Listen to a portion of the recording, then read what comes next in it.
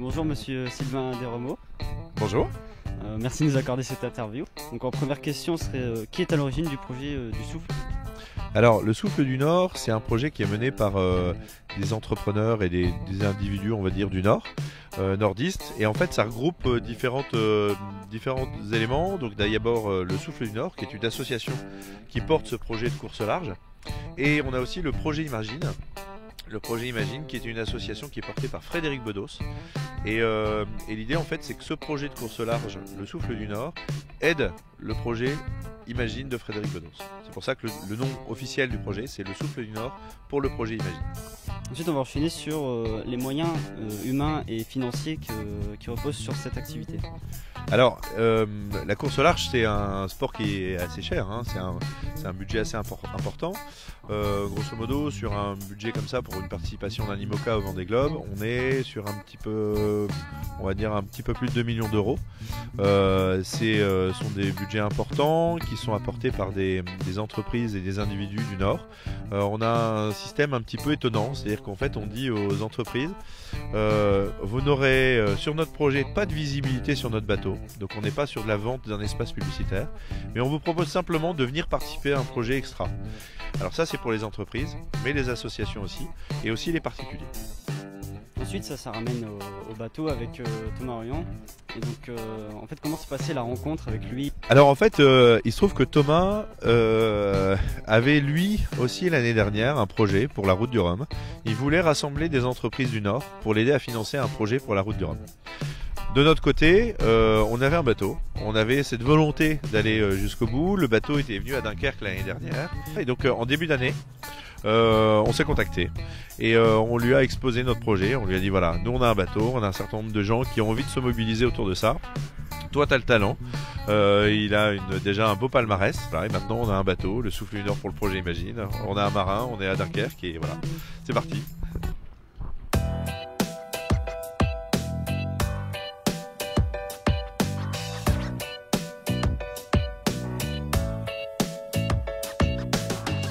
Alors, quelle formation avez-vous suivi à l'EPID?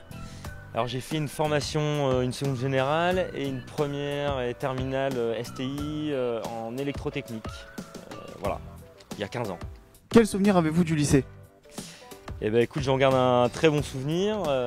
J'ai quand même passé 3 ans là-bas. Je me suis fait des amis aussi, parce que le lycée il est là pour ça aussi, que j'ai toujours aujourd'hui. C'était 3 années très formatrices et le lycée m'a aussi permis de découvrir d'autres choses que la formation standard. Ça m'a permis aussi de découvrir un petit peu la voile habitable, parce que c'est au lycée que j'ai appris que j'ai commencé à faire du classe 8. C'est un petit dériveur habitable et après le virus m'a piqué et j'ai continué derrière sur cette lancée-là. Donc des 3 très bonnes années au lycée d'Ipid. Lorsque vous étiez à l'EPID, est-ce que vous pensez devenir skipper? Non, pas du tout. C'était pas du tout un rêve de gamin ou un plan de carrière. Ou c'est pas quelque chose que j'avais en tête. Alors j'aimais déjà beaucoup le bateau et j'en faisais énormément les week-ends et dès que j'avais un peu de temps libre. Mais c'était pas mon but n'était pas de devenir skipper ou navigateur. C'est venu vraiment petit à petit avec les expériences qui s'accumulent, avec des résultats aussi qui commencent à venir, et puis des partenaires, des sponsors que ça intéresse et qui sont prêts à me suivre. Donc voilà, ça a plutôt démarré comme ça. Mais c'est pas du tout quelque chose qui était dans ma tête au départ. Je pense que de toute façon dans la vie, c'est souvent des concours de circonstances. Et c'est comme ça que se construit un peu les chemins, on va dire. Pourquoi avez-vous choisi de porter les couleurs du projet Imagine? Alors le projet Imagine, on avait envie de faire avec ce projet Le Souffle du Nord, on avait envie de faire un projet qui soit un peu porteur de sens et différent du sponsoring habituel, c'est-à-dire que là, vous avez bien vu sur le bateau, il n'y a pas de marque. Le bateau, c'est le Souffle du Nord. Alors derrière, il y a des entreprises, bien sûr, il y a aussi des particuliers, des assos, des écoles qui vont suivre le projet, comme vous par exemple. Si on choisit de porter les couleurs du projet Imagine, c'est parce qu'on avait au fond de nous envie d'avoir un projet avec des valeurs fortes. Et donc ces valeurs, elles sont incarnées par ce projet Imagine, qui met en avant des héros qui font bouger les lignes de tous les jours. Donc c'est des gens qui doivent nous inspirer dans notre vie. Alors sans comment faire la même chose que ces héros-là, parce qu'ils sont vraiment extraordinaires, c'est de nous aider un peu tous les jours à sortir les mains des poches. Donc c'est vraiment le but, porter d'autres valeurs. Qu'est-ce qui vous pousse à faire le Vendée Globe? Alors le Vendée Globe, c'est un truc, ça fait déjà maintenant 2-3 ans que j'ai envie d'aller vers cet événement, cette épreuve. C'est une aventure, c'est aussi une compétition. C'est un peu notre Graal, cette course-là. C'est la course ultime pour nous. Donc, là, ça devient presque une envie un peu viscérale d'y être, quoi. Quelle grande course avez-vous déjà remportée ou participé? Dans l'ordre, j'ai fait plus de 2 mini-transats. Alors, les mini-transats, c'est des traversées de l'Atlantique en solitaire qui partent de France et qui arrivent au Brésil, mais sud-Brésil. Donc c'est des traversées de l'Atlantique en diagonale, on va dire. Donc des grandes transatlantiques sur des tout petits bateaux de 6,50 m. Et j'ai gagné la deuxième. Et c'est une épreuve où il y a 100 partants à peu près. C'est un peu la course référence pour entrer un peu dans ce milieu de la course au large. Et donc l'entrée était plutôt réussie. Et puis derrière, j'ai participé à la route du Rhum en classe 40, donc sur des bateaux beaucoup plus gros, de 13 mètres, que j'ai remporté aussi l'année suivante. Et donc là, les partenaires avaient envie de continuer l'aventure et de me suivre sur d'autres projets. J'ai fait plusieurs solitaires du Figaro, Transat Jacques Vabre, et puis après ça s'est enchaîné depuis. Et aujourd'hui, on a réussi à monter ce beau projet, le Souffle du Nord, avec un collectif de forces vives nordistes. D'accord, merci beaucoup de nous avoir accordé cette interview. Je vous remercie beaucoup. Et bon courage pour le Vendée Globe.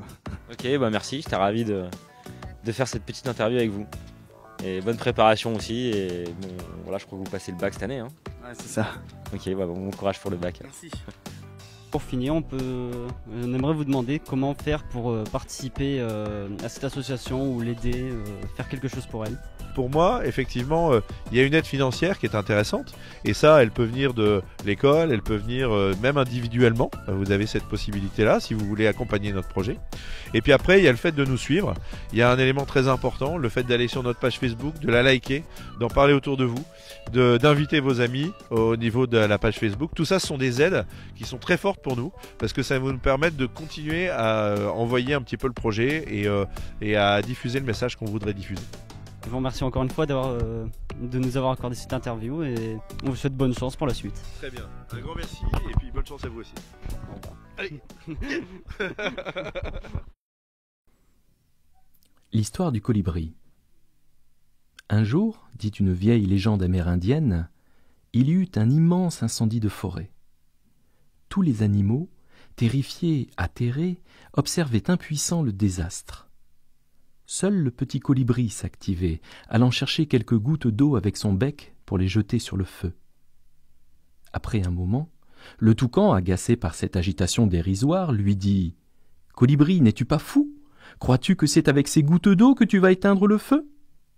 Et le colibri lui répondit « Non, mais je fais ma part. » La morale de cette histoire est simple.